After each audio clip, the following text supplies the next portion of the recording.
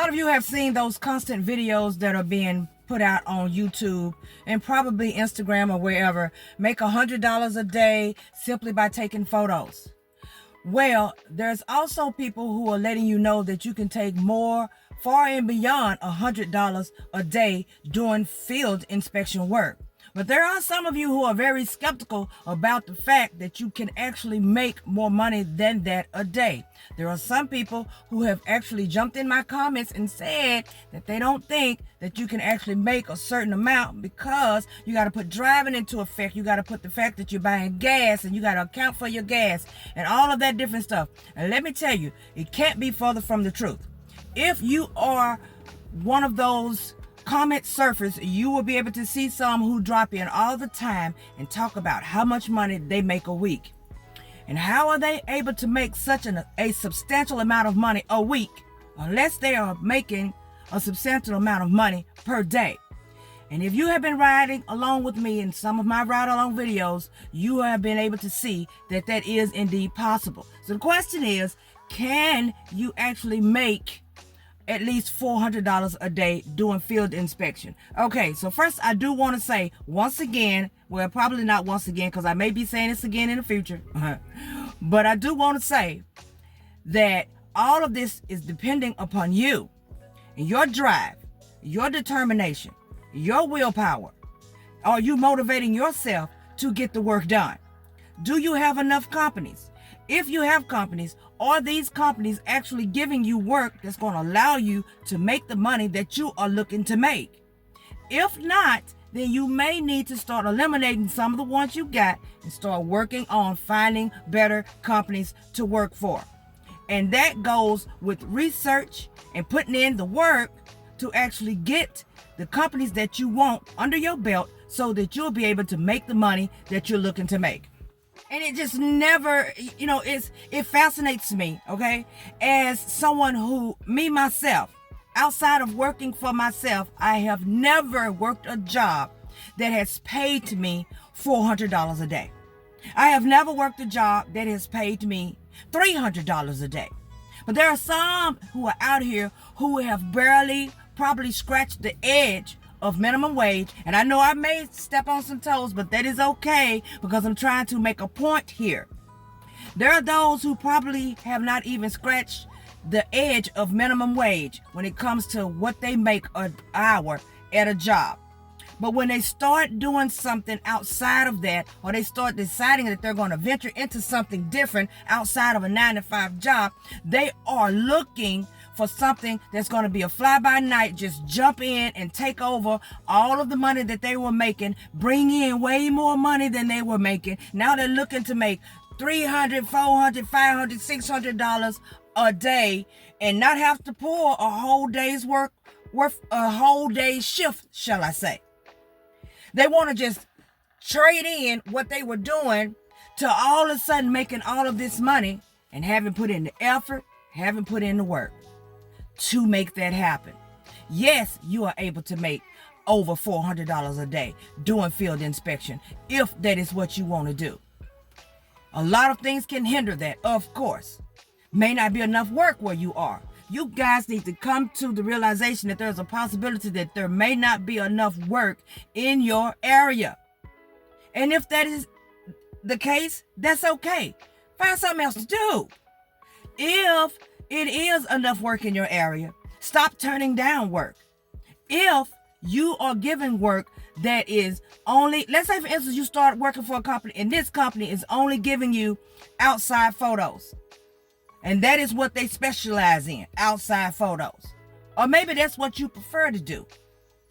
Either way, if you get one or two maybe, and one is on this side of town and the other one is way on that side of town, and you live in an area where it's congested with traffic, stoplights, pedestrian walkways, all this stuff going on, school zones everywhere. If you live somewhere like that, on top of the fact that one is going north and the other one is going south, when you go do that one and it's just a drive-by, barely 15, maybe 20 bucks, if you're lucky, to get paid to even do that. And then you got to go way across town to do the other one. So you, before long, when you add it up, You might have probably took 20 minutes to get to the first one. Now you're taking 30 minutes to go to the next one. And then by the time you get ready to go home, it's a 45-minute ride because it's traffic. And you have made yourself either $30 or $40 for that day. Don't blame the companies because that's all you're making. That's the company that you have. And the company that you have is not giving you enough work. When I first started, if they gave me a house to go do, and it was one house, and all it was a drive up, I did not move until I got more. Unless that house was literally up the street. And it was just some quick little thing for me to do. And so I know I had a $20, $30 little payment coming next week. You know, it's a lot of penny pinching companies out here. Those that are paying that amount to take pictures on the outside of the house, on the outside of a building. How much you think you're going to get? When all you're doing is going around in a square and back to your car. You are not deserving of any more than $15, $20. And the only reason why they're paying you that much is because you had to get in your car to go there in the first place. But if they only gave me one, there's no way I was going to get in my car and go to that one across town somewhere. Now I know I got to come back because the math don't be mathing. I started calculating from the jump. Okay, let me look at the map. Let me put this address in. Let me see how far this is. Let me see how long this is going to take. 40 minutes. So I already know on the way back, coming south, it's a good hour. There's no way I'm going over there for one home. But if you're working with a company that gives you a lot of work and you can just stack them and start putting it in a route and going in that direction and staying over in that area when you get over there and keep making circles and get this stuff done, you can make some money. So imagine if you throw in inspections that require you to make appointments in on it. It's over and over and over again, the same thing. Inspections that require you to make an appointment is going to get you the most money. And the problem is, a lot of you just don't want to deal with people. Some of you are antisocial. Some of you are just seriously introverted. And you just don't want to deal with people. You don't want to talk to people. This sounds like a good thing to do, but at the end of the day, it's just not for you.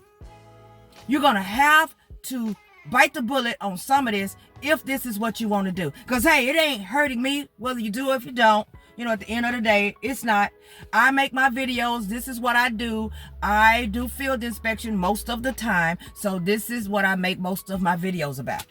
But I am not promoting any company. I am not promoting, trying to convince anybody to do anything. Okay? This is just content for those who are interested and have any type of information that they're looking for, and they happen to come on YouTube, and there I am. But outside of that, the rest of what you're going to do as far as becoming a field inspector is completely up to you.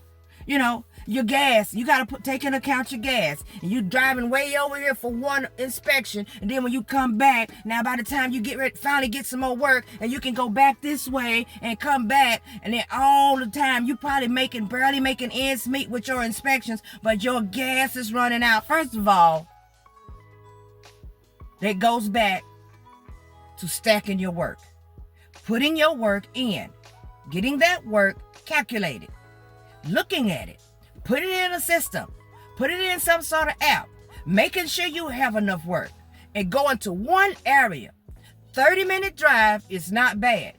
When you get over there and you're busting corners, 0.8 to the next, 0.4 to the next, maybe 2 miles to the next, back down this way, maybe 4 miles to the next, and then 0.6 miles to the next, you have literally burned no gas that day.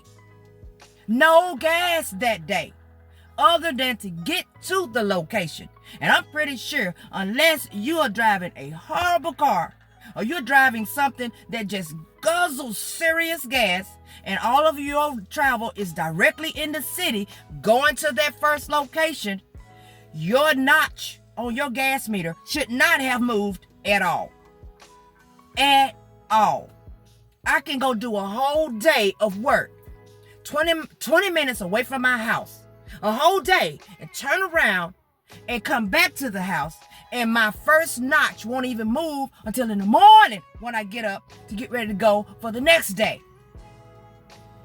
So all of this is a strategic way of making sure that you can get the work done and not spend all your time at the gas station. So no, your work is not going to not matter for anything, because every time you go out to work, all you're doing is replacing it, putting it back in the gas tank. That makes no sense at all. Yes, you can make more than $400 a day doing field inspections. And everybody who has and is doing it, most definitely every week, and you know that you can comment on this, y'all know what to do. Drop a comment in the comment section and let these people know what it is all about. But at the end of the day, like I said, if you don't put forth the effort to get out there and make things happen for yourself, don't blame it on the companies, and please don't say that you cannot make the money, because you can. Everybody's required to have insurance. I'm required to have insurance on my car. I'm required to have insurance at my place where I live. Everybody's required to have insurance. I'm required to have insurance just to do loan signing. I haven't done a loan signing in a minute. I still have my insurance, because when I get ready to get out there and do it, I want to have it. These people are required to have insurance on their homes. These people are required to have insurance on their buildings. So it's work out there. Most definitely. You guys know what to do. Like, subscribe, turn on the notification bell, because I'll definitely be bringing you back something later. Thank you guys so much for watching. I have an appointment right now, and I will check you guys on the flip.